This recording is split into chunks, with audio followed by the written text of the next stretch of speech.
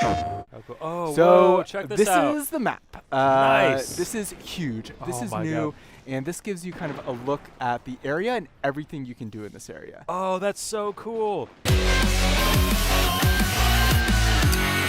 Hello, Guardians, and hello, Justin. Hi, Zach. I have a lot of new Destiny 2 footage for us. I'm to very take a look excited to at. see this footage. So I got a chance to head up to Bellevue, where our friends at Bungie are located, and spent, gosh, I think about 6 hours playing Oh Destiny my 2. God, I'm so jealous. Is this that European dead zone I've heard so much about? So yes, so this is the European Dead Zone. This is one of the kind of like patrol zones or explorable areas. This is kind of the first one that opens up in the game, and so this is what we're going to be checking out today. Around 25 minutes of footage here, showing off a lot of things that you can do. Bungie once again showing off their environmental design prowess. Oh my gosh, I mean, it is, the game is beautiful, right? As anyone who played the open beta last month saw, like, it is stunning. Yeah. So we're going to start off here. We're going to head up to meet Mr. Devram K. Oh, okay. So each of kind of the main zones, from my understanding, have a kind of a lead NPC. And so Devram is kind of the main NPC for the EDZ. Okay. He is a sniper. He's who- A-okay. He's A-okay. I've heard quite a few new voices over the comms lately. Hawthorne says we have you to thank for that. It's a good thing, too. While you were gallivanting about the system, matters got a bit sticky here in the dead zone. If you've got a moment, we have plenty of things that need doing. Interesting. So Fallen, he's Red kind of the Legion, overseer of the zone. You can see he's got some stuff All that fighting to see who you can get can our buy attention if you first. want, and then What do he you also say has we a give it to them? reputation.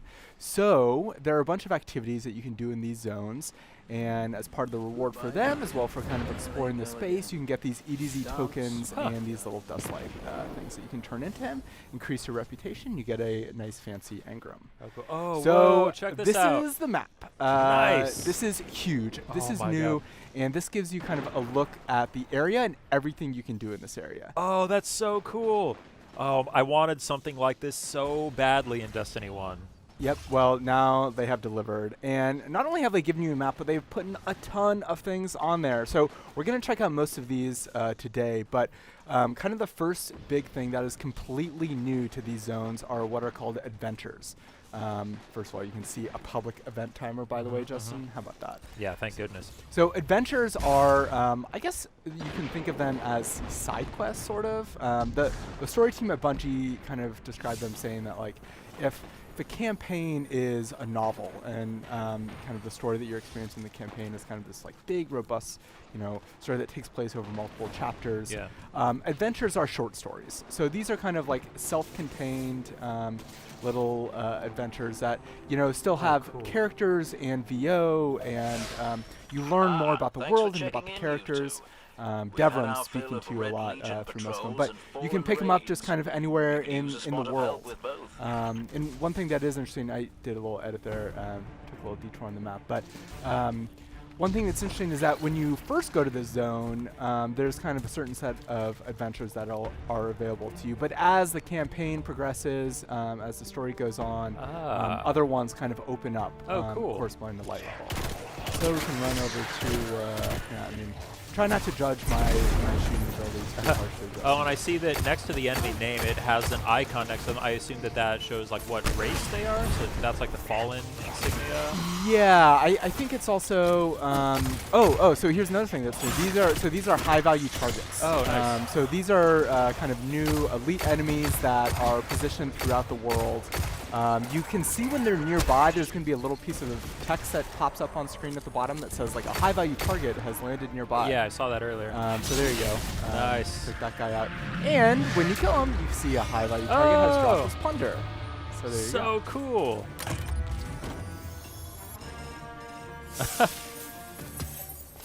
Who doesn't Oh, that love is rad. the little chest? Turn that into some sweet, sweet reputation. Exactly. And this as well, Dusklight chart. So this is another thing that I can turn in for reputation. It Okay. seems like it's not, as far as I can tell, so there's a lot of things, Justin, by the way, that I can't really talk about. Okay, Other sure. things that I played. Yeah. But as far as I can tell, that the sole purpose of that is to increase your reputation. Cool. I'm gonna pry you for details on the stuff that you can't talk about after we're finished. Well, all in due time, Justin. We're only a couple weeks away from launch here. I can't believe it's almost time for Destiny 2 already. Oh, I know. I'm so psyched. To put this Cabal communications cipher to use. The Red Legion fighting the Fallen for a change. Great idea. I can extract archived audio transmissions from any Fallen in the area. Nolan North returning as the Ghost. Of course, and I'm not sure who the actor is for Devram K, but I really like the performance. Nice. Already, I mean, you can tell that kind of some of the new characters I met in this zone, you know, they have kind of I suppose, a tone and a quality to the writing that's very reminiscent of some of the stuff that we saw with the Taken King, you know, Good. and how that kind of introduced us to. Did you log back in and do any of the Age of Triumph stuff when that all got booted up? Sadly, I did not. Oh, man. I completed my year 1 book. Oh, so nice. I did that So before. I guess was that Taken King? Or that was should get you some rewards in Destiny 2. Oh, good. They had some stuff where if you went in and accomplished certain milestones in Destiny 1, those would translate into some rewards that you'll get in Destiny 2. Right. I'm sure that you know, once Destiny 2 starts up and I see you running around with your emblem, I'm gonna have major FOMO, but that's okay. I should say, by the way, I'm playing as the Warlock. So I'm playing as the new Warlock subclass, which is the Dawnblade, I believe. okay, Dawnblade. Dawnblade, right. So this is kind of the fire-driven subclass for the Warlock. Nice. Did it feel so? You and I have seen and played this game in various states over the past few months. We were at the Destiny 2 gameplay reveal event in LA, and then there was the beta recently. Does this feel much different to you based on what we've played over the past few months? So in some ways, yes, and in some ways, no. And there's going to be a write-up on the PlayStation blog, by the way, at the same time this video is up, so you can go kind of read more about my thoughts. But it didn't feel too different from what we had played back in May or at E3, as far as kind of the gunplay and the class abilities go. I know that there's been kind of a lot of changes that Bungie has made based on feedback from the beta. Yeah. So, you know, I don't want to speak too much to some of the changes there. Obviously, you know, those are kind of differences, more subtle differences I suppose affect some of the sandbox elements. But the thing that did feel really different is that, you know, we played a campaign mission, right? We played the first campaign mission. It's the same one that's in the beta, and we played the multiplayer. And so I think you and I both felt like, I should say, based on my experience here in the EDZ, exploding barrels play a big role in Destiny 2, which I am a huge fan of. I was going to say, I see a lot of red barrels. You know what to do with those in video games. Indeed. So, you know, the campaign mission I think we both kind of thought was awesome and unlike anything in Destiny 1. And the multiplayer, they make some really smart tweaks. But this was the first time that I actually felt like I saw kind of like the connective tissue in Destiny, which is so much of what the Destiny experience is, right? I mean, how much time did you spend kind of, you know, teaming up with friends and exploring the world and everything like that? And so everything here that we're doing in the EDZ, like even though there are kind of maybe a few moments that seem familiar from public events, it feels totally new, and it feels like there's kind of a richness and a depth to these worlds that just wasn't super there in Destiny 1. So that, I think, kind of, I guess kind of those connective tissue or those moments in between the campaign missions did feel really different and really striking. Yeah. And based on the new director, they've said that they're going to minimize the time that you have to spend going to orbit and like transporting between places and all that. Does it feel? It seems like they're just trying to make the game a lot more seamless. No doubt, there is. It is shocking how going to orbit really is not necessary anymore, from what I can tell. Because that map that we checked out earlier, you activate that by essentially just holding up the ghost, kind of the same way that you would maybe go to orbit. But now, not only does it have kind of the local destination map that shows all of kind of the different objectives you can do there, but it shows all the planets that you can fly to. Nice. So you can go directly to any of the other planets straight from there without going to orbit. And yes, that is a small tweak and one that you're like, hey, you guys could have done that in the first game. But it's amazing that just removing that small amount of friction really makes the game so much more. It's a quality of life adjustment, and it seems like this game has a lot of those quality of life improvements. Totally. When you talk to Mark and Luke on the Destiny team, we heard a lot about how they're trying to reduce the amount of time between what you're doing and kind of the next fun thing you're doing. Right? Trying to just kind of collapse those moments in between those, like all the fun you're having, and it really feels like they've done that. So this was fun. This was set up an ambush to call out some of the Red Legion here. I'm waiting for you to pop that super. I am the worst at Destiny as far as just like holding on to my super for way too long. Oh, nice. But you can see it, like, I mean, it seems small, but some really kind of fun mission design. Yeah, that was really cool. Wasn't really in the first game. You get some good shots with that hand cannon. Thank you. And of course, the hand cannon was equipped with one of my favorite perks, the Outlaw ability you saw pop up on screen. Those headshots turn into very fast reloads. You would think these guys would know that red lasers are bad. Maybe they are colorblind. They're called the Red Legion. Maybe there's kind of some... Yeah, maybe there's a region for that. Maybe deep Destiny lore. Yeah, exactly.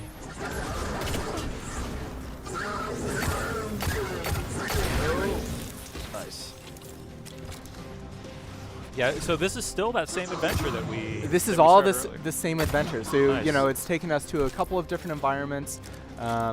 It has, a few different stages. So they do feel, I mean, some of them seem to feel about as, beefy as some of the Destiny 1's kind of original campaign missions. Yeah, I was going to say it feels kind of like a mini strike, just like a really seamless like strike mission without having to load into anything. Absolutely. And, the great thing you can do there is like you don't need to, it's not like I had to go up to Devram to get him to assign this to me. Yeah. This was something that I just saw on the map. I tracked it, I ran over there and I activated it. Huh. And I don't even need to do the tracking thing. Like if I'm just kind of running around killing folks and then I see that little beacon set up there that triggers adventures, I just run up to that, activate that, and immediately it guides me to the next adventure. Nice. Yeah, it seems like it really is kind of delivering on the promise of the patrol kind of ideology. Definitely. And, patrols, like they were in Destiny 1, are still there, but they're not even on the map. They're far and away kind of the smallest amount of thing that you can do in these worlds. So let's go check out something else. Maybe we can go check out a public event. So Fast travel. Fast travel. Oh! So yes, not only is there kind of the main area that you can land in, but there are multiple fast travel points set up throughout these worlds. And Nice. and I don't know, we didn't necessarily get into how exactly big each of these zones are, but they felt much bigger than a lot of the patrol zones in Destiny 1.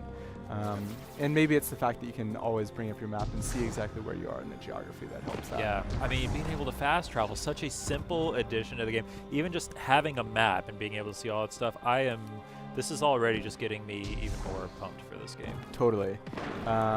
Now, Justin, what were your feelings on public events in Destiny 1? I liked doing them, but I felt like they were so random and so few and far between that you would only ever get like 2 or 3 people in them.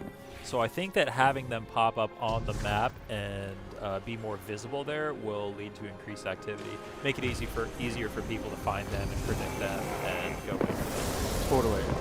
Yeah, that was my feelings as well. Like they were fun for sure, but some of my most frustrating moments in Destiny 1 were kind of running around waiting for an event to happen. Yeah. No longer. Now you know when an event is happening nearby, and you know events that are upcoming based on a handy little timer displayed on the map here. Nice. So this is obviously a Fallen-driven public event. This looks really cool. They even designed this little area that is perfectly suited for this type of activity. Yep.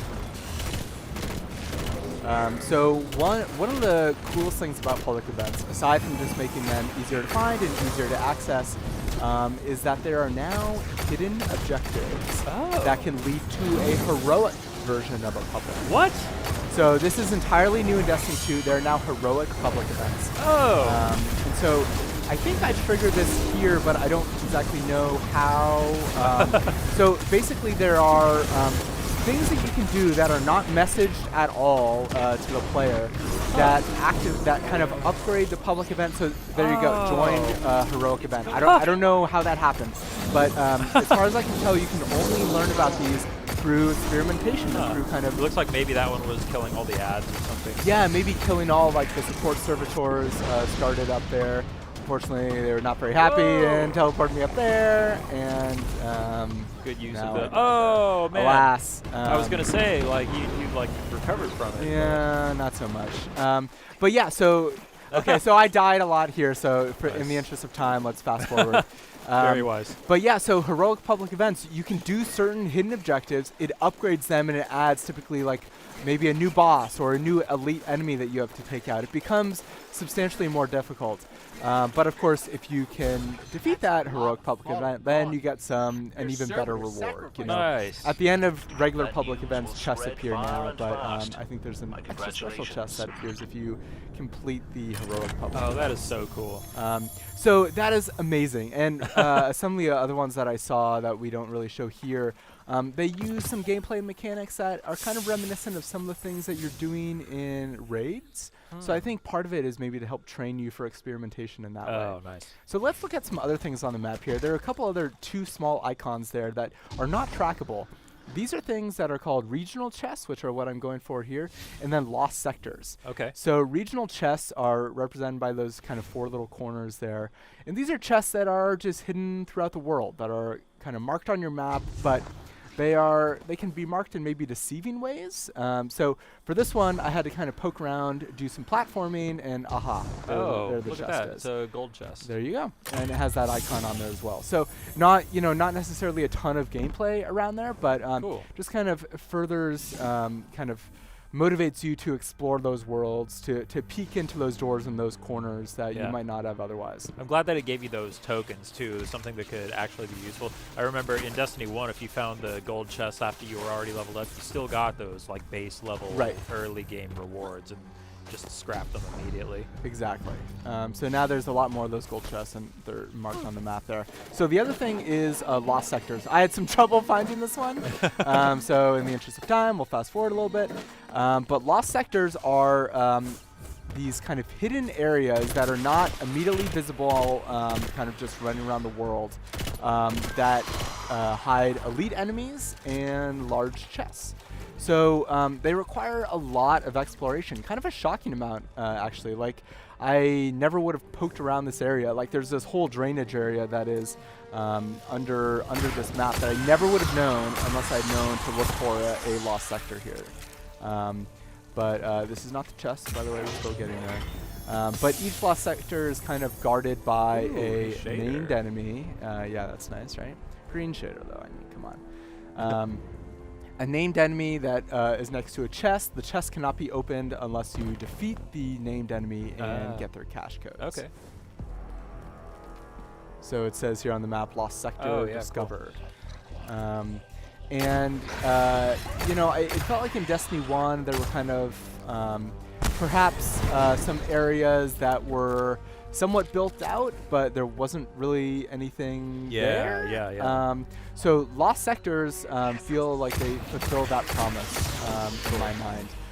These are substantial areas that feel really cool to discover, and again, some of them are really hard to find. Like, even though there are indicators on the map, a lot of them are not obvious at all. Like, I had to poke around quite a bit, running around where the map is to find maybe where the entrance is to this area. So I'm still shocked that everything we're doing here is just part of the patrol. Yep, this is all content outside the main campaign. So there's finally found it. I do a little fade out there. Yeah, so there's named enemy. This is kind of the final room here. But yeah, I mean, all this stuff is really fun. I had a great time just kind of running around in this area. I spent several hours and did not run out of things to do. Nice to see the swords are back. Oh yeah. And again, one of the things, sadly, I cannot show you, Justin, I know you want to ask, is kind of the inventory screen to see some of the sweet stats on this stuff. Sadly, I can't show that just yet. Okay. Oh, we don't have too much longer to wait. Exactly.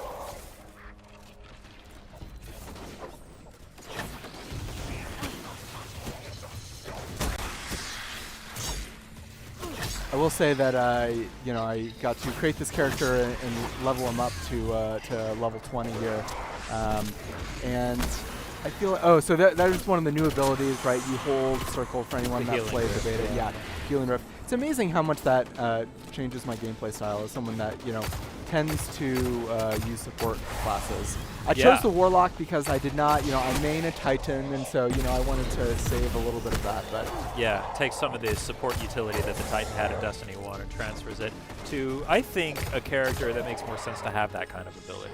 It seems like it, right? Like, I mean, so there you see I defeated an enemy, cash codes acquired. Stole his keys. Stole his keys.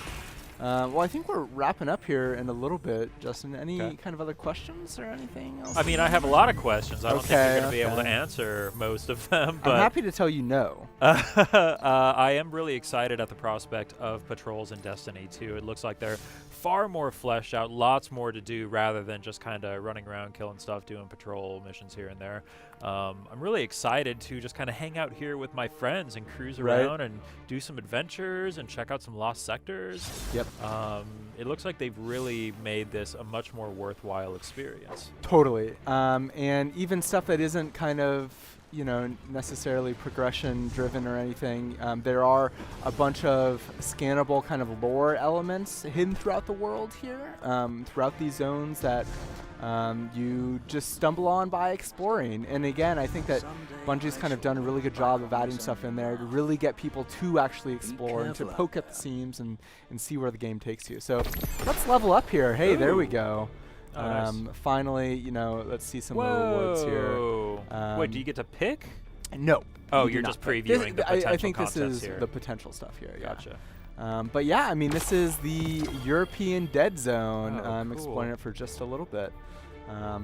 But yeah, Destiny 2 out September 6th on PS4 and PS4 so Pro. soon, I can't wait. I cannot wait. Have you blocked out your PTO time yet, Justin? I need to do that before you get to it. Well, let's. You might be too late, actually. We'll figure it out. It's a shame it happens right after Labor Day, right? 3-day weekend right there. Man. We'll take this conversation offline. Exactly. There you go. So, Destiny 2 for Justin Mescal. I am Zach Miner. See you next time. PlayStation